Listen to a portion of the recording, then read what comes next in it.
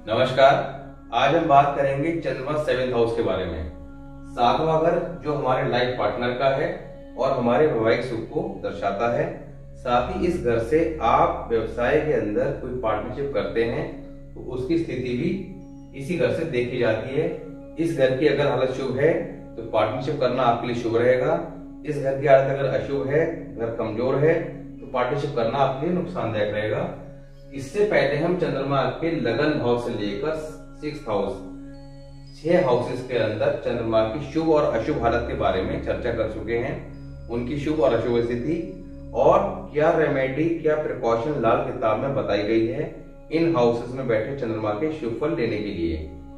इसके साथ ही जब हमने कुंडली के लगन भाव में चंद्रमा के बारे में डिस्कशन किया था, तब हमने चंद्रमा बेसिकली किन चीजों के कारक हैं, उन चीजों को बार बार रिपीट करना पॉसिबल नहीं है क्योंकि वो टॉपिक ज्यादा लंबा हो जाता है। तो लगन भाव के अंदर जब स्टार्ट किया था तब उन चीजों को बताया गया था। आप उन चीजों के बारे में लगन भाव की वीडियो देख के समझ सकते हैं। साथ ही कुंडली के 12 ही घरों में चंद्रमा सामान्यतः किन हाउसेस में शुभ फल देते हैं और किन हाउसेस में अशुभ फल देते हैं, वो कौन से थे? 6th house, 8th house, 10th house, 11th और 12th। इन 5 हाउसेस के अंदर जनरली चंद्रमा को शुभ नहीं कहा गया है, परंतु कुंडली के अंदर 12 ही घरों में चंद्रमा या कोई भी प्लैनेट किसी भी घर में हो, वो शुभ और अशुभ दोनों स्थिति में हो सकते हैं। डिपेंड करता है रूल अप्लाई करने के बाद क्या स्थिति निकल के आती है। और अगर अशुभ भी है तो उनके लिए लाल किताब के अंदर बहुत परफेक्ट रेमेडी बताई गई है। तो उन सारी रेमेडी को हम यहाँ पे डिस्कस करते हैं। अब आज बात करते हैं चंद्रमा 7th हाउस, जहां जनरली शुभ कहा गया है। कहा गया कि बच्चों की माता खुद लक्ष्मी अवतार, यानी कि धन के संबंध में, औलाद के संबंध में बहुत ज्यादा शुभ फल। चंद्र अब बुध का फल अमूमन खराब कर देगा। अब यहाँ पे चंद्रमा का खुद का फल तो बहुत श्रेष्ठ रहेगा, अपने संबंध में, माता के संबंध में, पत्नी के संबंध में बहुत श्रेष्ठ फल देंगे। पर क्योंकि बुध का ये कारक भाव है तो यहाँ पे बुध के फल को ये कहीं ना कहीं खराब कर देते हैं। इसलिए कहा गया है कि चंद्र अब बुध का फल अमूमन खराब कर देगा, पर खुद चंद्र का फल उत्तम होगा, लक्ष्मी अवतार। यानी कि ऐसे व्यक्ति को जीवन में धन की कमी कभी नहीं होती, चंद्रमा अगर शुभ हालत में है। सेकंड है राहु केतु का असर अगर चंद्र में शामिल न हो। अब राहु केतु का असर चंद्र में शामिल कैसे होगा? या तो इनके साथ बैठ जाए, या 4th हाउस में आ जाए, या आपका लगन भाव में, या आपका 2nd हाउस में। जनरली ज्यादा बैड इफेक्ट कब आएगा? जब इनके साथ बैठ जाए या लगन भाव, क्योंकि यहां से दृष्टि जाएगी आपका 7th हाउस पे। ये दृष्टि का टॉपिक है जिसमें बताया गया था कि प्रथम भाव के अंदर बैठे ग्रह 7th हाउस पे बैठे ग्रह पे दृष्टि डालते हैं, और 7th हाउस का जो प्लैनेट है वो 1st हाउस के प्लैनेट पे दृष्टि नहीं डालता। ये वैदिक एस्ट्रोलॉजी की जो दृष्टियां हैं, एस्पेक्ट है, उससे थोड़ा सा डिफरेंट है पर बहुत इफेक्टिव है। तो यहाँ पे अगर राहु केतु का असर चंद्रमा में नहीं मिलता है, उस कंडीशन में ऐसा व्यक्ति गरीब परिवार में जन्म लेकर भी जीवन में सारे सुख प्राप्त करेगा। ऐसा व्यक्ति किसी भी मध्यम वर्गीय परिवार, गरीब परिवार में पैदा हुआ हो, पर जन्म से ही कहा गया है कि मिट्टी के अंदर चांदी की चमक लेके पैदा होगा, यानी कि जीवन के सारे सुख ऐसे व्यक्ति के पास खुद ही से प्राप्त होते चले जाएंगे। जीवन में बहुत तरक्की करते हैं, बहुत पैसा कमाता है। मौत जल्दी घर पर ही होगी। ऐसा व्यक्ति कहीं भी काम धंधा कर ले, कहीं भी रह ले, पर कहा गया कि आखिरी समय पर वो अपने जद्दी जायदाद, यानी कि जो उसका पुश्तैनी घर होगा जहां पर उसकी पैदाइश हुई होगी, उस शहर में आके ही उसकी मृत्यु होगी। प्राय स्त्रियों से दूर रहने वाला नेकदिल इंसान। 7वें घर में जब चंद्रमा शुभ स्थिति में होंगे तो ऐसा व्यक्ति बहुत नेकदिल इंसान कहा गया है। किसी भी तरह की प्राय स्त्री से किसी तरह का वो गलत संपर्क नहीं रखता है, कैरेक्टर बहुत अच्छा होता है, और राज दरबार से मान सम्मान, राज दरबार से उसके लिए बहुत शुभ फल प्राप्त होते हैं। नाम, इज्जत, शोहरत, धन दौलत सब कुछ बहुत उम्दा कहा गया है। शायरी में, इल्म ज्योतिष का माहिर हो। 7वें घर में चंद्रमा शुभ है तो ऐसा व्यक्ति शायर हो सकता है, कविता लिखने वाला हो सकता है, और एस्ट्रोलॉजी ज्योतिष का माहिर भी हो सकता है। अगर वो इनमें माहिर नहीं है तो यहाँ पे चंद्रमा कहीं ना कहीं अगर शुभ हालत में है तो ये कविता, शायरी, इल्म ज्योतिष, इन सब चीजों की रुचि उस व्यक्ति में देखने को जरूर मिलेगी। अगर नहीं है तो कहीं ना कहीं चंद्रमा अशुभ स्थिति में है, और कहा गया चाल चलन शक से बरी ना होगा। अगर वो इन सब चीजों का शौक नहीं रखता होगा, शेर व शायरी या आपका ज्योतिष वगैरह, कविता वगैरह का, तो कहा गया कहीं ना कहीं उसका कैरेक्टर जो है वो ठीक नहीं होगा, ये चीज देखने को मिलेगी। अब बुध अगर नेक हालत में खाना नंबर 8 खाली कुंडली के अंदर जब चंद्रमा साथ में है, बुध अच्छी कंडीशन में हो, अब बुध का टॉपिक आएगा तब एग्जैक्टली आप समझेंगे, क्योंकि बुध जो है वो काफी कंफ्यूजन वाला ग्रह है। 9 के 9 प्लैनेट में सबसे ज्यादा जो कंफ्यूजन क्रिएट करेगा समझने में वो बुध है। क्योंकि हमें करना क्या है कि हम जितना भी कुछ समझ रहे हैं, जितने भी रूल पढ़ रहे हैं ग्रामर के या और जो एडवांस क्लास के रूल आएंगे, उन सबको पढ़ने के पीछे पर्पज यही है कि जब आपके सामने कोई हॉरोस्कोप है तो उस हॉरोस्कोप से आप ये एनालाइज कर सकें कि 9 प्लैनेट में से कौन से प्लैनेट इस व्यक्ति के ठीक हैं और कौन से खराब स्थिति में हैं।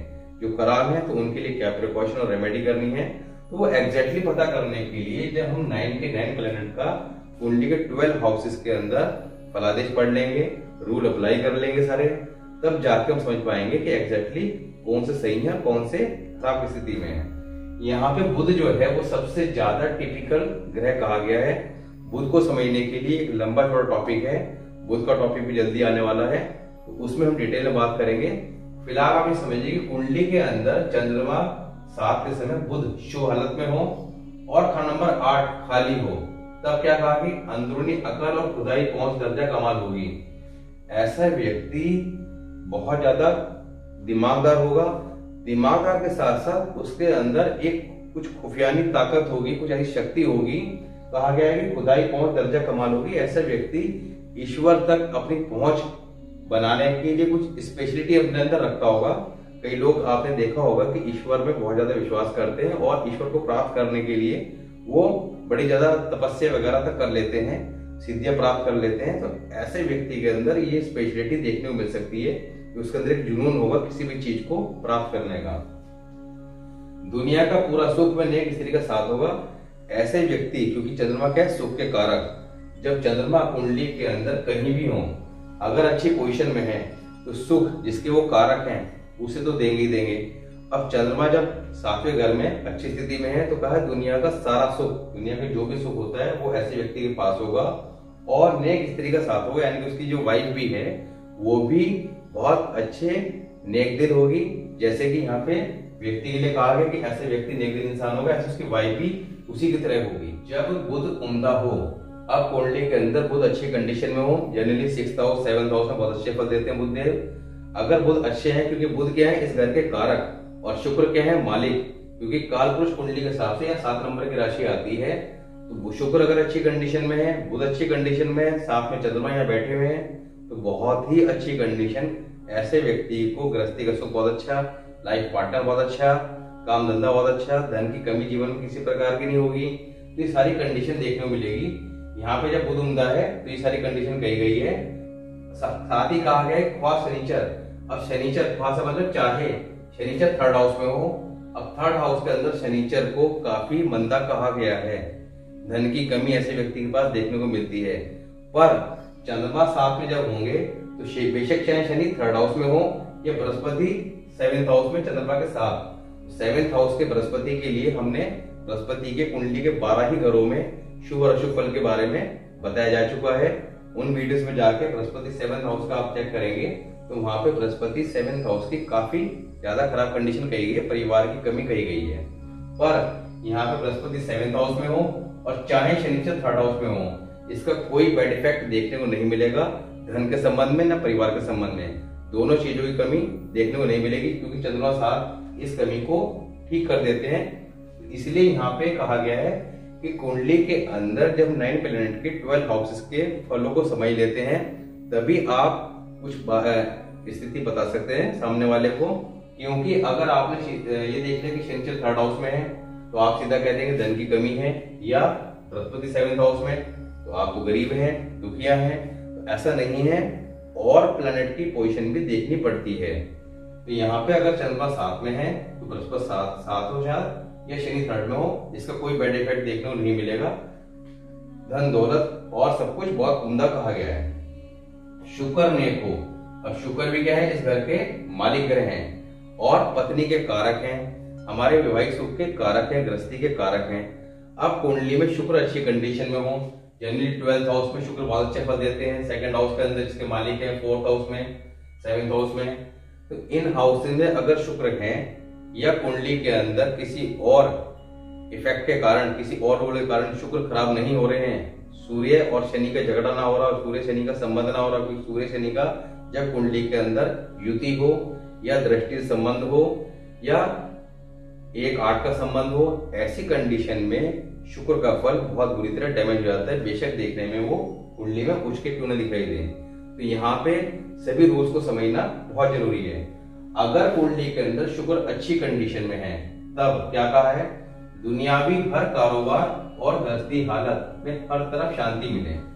कुल मिला के बहुत अच्छी कंडीशन, हर सारे सुख, सारा उसकी गृहस्थी का सुख, सब चीजें ऐसे व्यक्ति के पास देखने को मिलेंगी अगर शुक्र, क्योंकि शुक्र इस घर के कारक हैं, बुध अच्छे हो, शुक्र अच्छे हो, चंद्रमा अच्छा फल देगी यहाँ पे, तो ये सारे सुख देखने को मिलेंगे। तो ये थी इनकी शुभ हालत। अब बात करते हैं अशुभ हालत के बारे में। अशुभ हालत में चंद्रमा अगर 7वें घर में है तो यहाँ प्रिकॉशन क्या है, प्रिकॉशन ये है कि ऐसे व्यक्ति को जिसके चंद्रमा 7वें घर में है, वृद्ध औरतों से यानी कि बूढ़ी माताओं से किसी भी तरह का वाद विवाद या झगड़ा बिल्कुल नहीं करना है। अगर वो झगड़ा करता है वृद्ध औरतों से या अपनी माता से, तो कहा है कि टेवे वाले की मिट्टी तक उड़ा देगा, यानी कि ये उसके लिए जहर के समान असर देगा, बहुत बुरा असर देगा। मिट्टी मतलब उसकी गृहस्थी का शुक्र, मिट्टी क्या है, शुक्र है, तो गृहस्थी के सुख पे बहुत बुरा बैड इफेक्ट आएगा, क्योंकि ऐसा करने से चंद्रमा खराब हो जाएंगे और चंद्रमा कहाँ बैठे हैं, हमारे गृहस्थी के सुख के घर में। तो यहाँ पर बूढ़ी औरतें, वृद्ध औरतों से किसी तरह का, ऐसे व्यक्ति को झगड़ा, किसी तरह का वाद विवाद बिल्कुल नहीं करना है, उनका मान सम्मान करना है और उनके पैर छू के आशीर्वाद लेना ऐसे व्यक्ति को शुभ फल देगा। दूध, पानी, मॉल बेचना, औलाद धन घटता होगा। 7वें घर में चंद्रमा के समय व्यक्ति को दूध और पानी को मोल बेचना, यानी कि बेचना बिल्कुल नहीं है, उनका व्यापार नहीं करना है।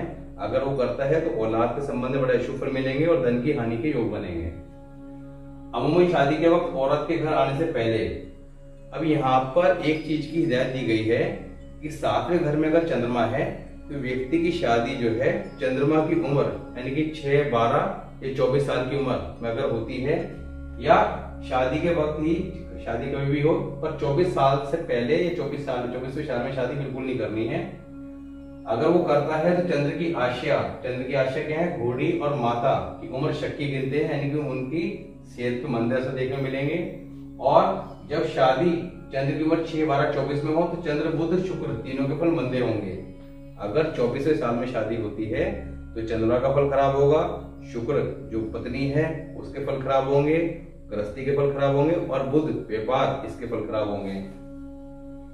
अब गुरु अगर 7वें घर में, गुरु 7 या पापी का 7, गुरु 7 में 7वें घर में आ जाए या पापी का 7 हो। अब पापी का 7 मतलब शनि पापी हो, राहु केतु हो, यहाँ पे या तो गुरु 7 में हो या शनि राहु केतु में से कोई 7 हो, और इसके साथ कंडीशन दूसरी क्या है, बुध 8वें घर में या दूसरे घर में मंदे हो, मंदे खराब हो, बुध खराब होंगे, जो बुध का टॉपिक आएगा तब पता लगेगा कि दूसरे घर में 8वें घर के अंदर बुध खराब फल दे रहे हैं। सामान्यतः 8वें घर में बुध बहुत खराब फल देते हैं। अगर दूसरे और 8वें घर में बुध बैठे हैं, चंद्रमा 7 के समय और चंद्रमा के साथ पापी ग्रह हैं या गुरु हैं, ऐसी कंडीशन में कहा गया है बचपन का जमाना मंदा, मंगल खराब। अब ऐसी कंडीशन में कुंडली के अंदर मंगल देखने में कितनी अच्छी कंडीशन का लग रहा हो। अब ये रूल है, अब सारे रूल एक दूसरे से जुड़े हुए हैं। अब ये कंडीशन अगर अप्लाई हो रही है और मंगल आपको अगर 10th हाउस में दिखाई दे रहा है या किसी और हाउस में है, मंगल बहुत अच्छी कंडीशन में, तो आप कहेंगे मंगल के बहुत शुभ फल है, पर ये कंडीशन अप्लाई होने पर मंगल का फल कहीं भी कैसे भी हो खराब ही होगा। यानी कि भाई के संबंध में, भाई की स्थिति भी मंदी देखने को मिलेगी, भाई के संबंध में अच्छे फल देखने को नहीं मिलेंगे। बुध के कारोबार मंदा फल ही देंगे, यानी कि व्यापार के अंदर नुकसान होगा, और बुध के संबंधी जो काम होते हैं आपका स्टेशनरी के, अकाउंटेंसी के, इसके अलावा बुध के और जो भी कारोबार हैं उन सभी के अंदर मंदे असर देखने मिलेंगे, यानी कि बुध के कारोबार करना ऐसे व्यक्ति के लिए मनाही की गई है। शुक्र प्लस पापी कहीं भी। अब 7वें घर में चंद्रमा है, कुंडली के अंदर 12 हाउसेस में शुक्र के साथ पापी ग्रह राहु केतु या पापी शनि शनि साथ बैठा हो पर शनि के साथ संबंध बन रहा हो राहु या केतु का दृष्टि से या युति से, ऐसे में कहा गया है औलाद बचपन में गुजर जाए, औलाद के संबंध में बहुत मंदा असर है। ऐसे व्यक्ति की देखने में ये आता है कि औलाद जो है वो बचपन में ही गुजर जाती है। अब बुध प्लस शुक्र एक में, अब फर्स्ट हाउस से दृष्टि आती है 7th हाउस में। अगर फर्स्ट हाउस के अंदर बुध भी आ जाए, शुक्र भी आ जाए और साथ में शनि भी आ जाए या शनि का कहीं से संबंध आ जाए, तब क्या कहा गया है, माँ और पत्नी का झगड़ा होगा। यहाँ पे माँ क्या है चंद्रमा और पत्नी क्या है शुक्र, यानी कि दोनों के फल खराब होंगे, दोनों का झगड़ा होगा। और ऐसा व्यक्ति नशेबाजों का सरदार कहा गया है, यानी कि उसे नशे इत्यादि की आदत होगी, उनका सरदार कहा गया है। हथियार से मौत, ऐसे व्यक्ति की उम्र तो लंबी गई है क्योंकि चंद्रमा जो है लंबी उम्र के कारक हैं, 80 साल उम्र हो सकती है, पर उसकी जो मृत्यु है वो किसी हथियार से हो सकती है। तो यहाँ पर जो है ये अशुभ हालत है। आज हमने बात करी चंद्रमा की शुभ और अशुभ हालत के बारे में। अब यहाँ पे क्या रेमेडी बताई गई है, बहुत ही अच्छी रेमेडी बताई गई है। अगर ये अशुभ हालत की कंडीशन अप्लाई हो रही है तो यहाँ पे किस रेमेडी के द्वारा चंद्रमा की इन अशुभ हालत को हम ठीक कर सकते हैं, उस रेमेडी के बारे में बात करते हैं। अब अशुभ हालत में उपाय जो है वो एक ही बताया गया है कि ऐसा व्यक्ति जिसके चंद्रमा 7वें घर में है, वो अपनी शादी के वक्त या तो उसकी पत्नी चंद्र की आश्या क्या है, चांदी, दूध, इन चीजों को अपने घर से लेके आए, घर में आने से पहले साथ ही लेके आए, या जब वो घर में प्रवेश करे, घर में प्रवेश करने से पहले ये चीजें, दरिया का पानी जो चंद्रमा का कारक है, दरिया का पानी, चांदी या दूध, इनमें से कोई भी एक चीज उसके वजन के बराबर, पत्नी के वजन के बराबर पहले से ही घर में मौजूद हो, पत्नी के घर प्रवेश करने से पहले ये चीजें घर में मौजूद हों, तो ऐसी कंडीशन में आल औलाद में बरकत होगी, शुक्र का फल बहुत शुभ होगा, धन में बरकत होगी, सब तरह के शुभ फल मिलेंगे। वरना अगर ये नहीं करता है तो चंद्र 7 के समय जब शादी होगी तो ऐसे में घर में झगड़े, यानी कि पत्नी का और माँ का झगड़ा देखने को मिलेगा। दूसरा, माँ और धन दोनों बर्बाद होते चले जाएंगे, यानी कि धन के संबंध में बहुत अशुभ फल देखने को मिलेंगे और माता के संबंध भी शुभ फल देखने को मिलेंगे। तो चंद्रमा 7 के समय ये रेमेडी करनी बहुत जरूरी है। वैसे चंद्रमा 7 बहुत शुभ फल देने वाले हैं, ये रेमेडी आप शादी वक्त कर लेते हैं, निश्चित तौर पर आप जीवन भर सुखों की प्राप्ति करेंगे, धन लाभ कमाएंगे, घर सुख का आनंद उठाएंगे। तो यहाँ पे आज हमने बात करी चंद्रमा 7 के समय शुभ और अशुभ स्थिति के बारे में और कौन सी रेमेडी द्वारा उन्हें ठीक कर सकता है। साथ ही चंद्रमा 7 वाले को हमेशा व्रत औरतें, कोई भी व्रत औरत हो, अपनी माँ का मान सम्मान करना है, उनके चरण छू के आशीर्वाद लेने हैं। तो चंद्रमा के फल चंद्रमा कुंडली में कहीं भी हो, ये काम आप सामान्यतः अपने जीवन में वैसे भी करते हैं, तब भी आप कुंडली के अंदर चंद्रमा अगर कभी अशुभ फल भी दे रहे होंगे या कुंडली में सही है, वर्ष फल में कभी खराब आ रहे होंगे, तो उनके बैड इफेक्ट आपको ज्यादा देखने को नहीं मिलेंगे। तो यहाँ पे आज हमने इनकी बात करी। अब नेक्स्ट वीडियो में बात करेंगे चंद्रमा 8th हाउस, 8वें घर के अंदर चंद्रमा को शुभ नहीं कहा गया है, जैसे कि मैंने भी आपको बताया था। 8वां घर है मौत का घर, मौत के घर में चंद्रमा एक बड़े कोमल ग्रह हैं, तो वो किस तरह का अशुभ फल देंगे। पर मैं पहले भी वही बात कही थी कि हर हाउस के अंदर चंद्रमा शुभ फल भी दे सकते हैं और अशुभ फल भी। कोई भी प्लैनेट कुंडली के 12 हाउसेज में आप अपनी कुंडली देख के ये मत समझिएगा कि ये प्लैनेट मेरा इस हाउस में बैठा है बहुत शुभ है या इस घर में बैठा है तो बहुत अशुभ है। वो कंडीशन अप्लाई करने पता लगता है। साथ ही हम उन्हें रेमेडी के द्वारा ठीक कर सकते हैं अगर टाइमली किसी चीज की रेमेडी कर ली जाए, जैसे यहाँ चंद्रमा 7 की रेमेडी बताई। अब ये रेमेडी अगर आपको पता हो या ये सब चीजें पता हो आपको, तो चंद्रमा 7 के समय, शादी के समय अगर आप ये रेमेडी कर लेते हैं तो जीवन में आ रही परेशानियों को आप समझ जाएंगे। अगर आपने चंद्रमा 7 में है और ये रेमेडी नहीं करी है तो कहीं ना कहीं इस तरह की परेशानी जो यहाँ बताई गई है वो आप फेस कर रहे होंगे। तो इन चीजों को ठीक करना बहुत जरूरी है और एस्ट्रोलॉजी को समझने का कारण यही है कि अगर आप समझ लेते हैं तो समय पर कुछ चीजों को ठीक करके जीवन को सुख में जी सकते हैं। तो मिलते हैं नेक्स्ट वीडियो में, तब तक के लिए नमस्कार।